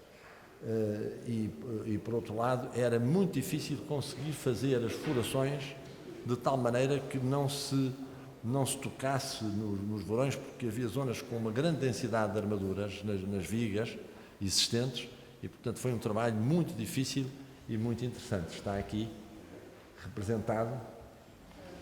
São as coisas que nos divertem, evidentemente, não é? As distâncias entre pilares eram 4,80 metros. Haver um museu todo ele regulado por distâncias de 4,80 metros não deve ser fácil. E, portanto, o arquiteto, o autor do projeto, cria zonas com vãos de 9,60 metros ou 10 metros. E, portanto, nós oferecemos-lhe assim essa solução. Vamos ver a representação, por um lado, a representação da solução, que é de facto muito, isto, depois de visto, parece simples, porventura, mas é muito difícil ver, e a quantidade de elementos que é preciso criar. Tem depois naquela imagem colorida, vêm as diferentes peças que constituem este elemento e que têm que ser feitas uma a uma, porque na verdade o que nós verificávamos era que não havia dois pilares iguais. Portanto, o empreiteiro tinha que tirar a medida de cada pilar, porque uns tinham 1,15 m, outros tinham 1,13 m, outros tinham 1,17 m, e portanto cada um tinha que ser adaptado com a solução desta estrutura. É uma solução, do ponto de vista da engenharia, muito interessante. Eu, que já há uns tempos comecei a gostar menos de mexer em concreto, estas soluções, confesso que acho que vale a pena, porque obrigam-nos a puxar muito pela cabeça para conseguir concretizá-las e fazê-las de uma forma conveniente. Vamos ver aqui as peças. Falta só, neste caso, falta só a chapa de fundo, que não está colocada, ainda não está aqui colocada. Nós depois, por razões diversas, a fiscalização da obra zangou-se comigo, porque o fiscal da obra tinha sido o projetista da estrutura que tinha sido substituída e, portanto, a partir de determinada altura proibiu-nos de entrar na obra e algumas fotografias já não pude tirá-las.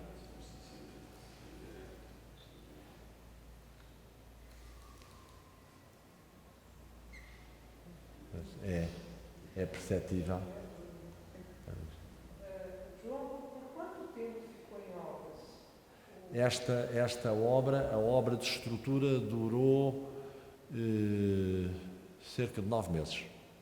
Não, e o museu inteiro? Você a obra de estrutura. A obra toda depois esteve interrompida porque o Dom Dobra, a Fundação Oriente, decidiu fazer. A empreitada foi dividida em duas partes: a parte de estrutura e a parte de acabamentos e museologia. E como dividiu, ficou a obra parada quase 6 meses, até ser reiniciada, porque teve que haver outra licitação, e foi outro empreiteiro que fez a segunda parte da obra. Portanto, isso criou alguma dificuldade, e depois a obra durou quase 2 anos a completar. Portanto, foi um período de 3 anos e meio a 4 anos para fazer esta obra. Não, a parte da estrutura correu, eu diria, surpreendentemente bem, porque foi uma obra muito complexa, muito invulgar, e correu excepcionalmente bem. Só para a zona do auditório, que tem a particularidade, mas simples, enfim, para o Brasil, isto é que nem vale a pena estar aqui a colocar, porque o Brasil, peças de grande dimensão, já faz há muito tempo em concreto armado e protendido, são vigas de 18 metros, e foram estas vigas que tornaram obrigatório reforçar os pilares, porque como se trata do último piso, os pilares já tinham secções muito pequenas. Portanto, tivemos que engrossar e aproveitámos para dar aos pilares a dimensão que eles tinham no piso imediatamente inferior. Estão aqui os detalhes da solução, com os cabos, os cordões e o tipo de ancoragem que era feito, e são as soluções que lá estão. E depois as estruturas feitas para as bancadas. Estão aqui, sim. O que foi muito interessante neste edifício foi, em primeiro lugar, a surpresa de encontrarmos um edifício que suportava cargas verticais brutais e que apresentava uma fragilidade tão grande. Foi a surpresa maior. E foi a primeira vez que eu estudei um edifício em que, quanto mais pilares eu cortava, melhor ele se comportava. Portanto, conseguir entender isto e, portanto, porque na primeira vez que deu resultado, embora nós saibamos que uma estrutura mais flexível tem vantagens, ou pode ter certas vantagens do ponto de vista sísmico, pensámos que tínhamos errado nos dados, até que finalmente compreendemos, analisando os resultados, que era assim mesmo. Portanto, e depois teve este enorme desafio, que foi, sobretudo, em primeiro lugar, convencer o dono de obra que precisava fazer um reforço sísmico, que o projeto que nós substituímos, e que deu origem a esta obra, a obra custou o mesmo que custava o projeto que nós substituímos. Mas o projetista não tinha feito a análise sísmica do edifício. Portanto, ele ia fazer um projeto de um edifício que colapsava com o sismo, que não deixa de ser interessante. Nós oferecemos, pelo mesmo valor, oferecemos um edifício, que aguenta um sismo igual ao de 1755.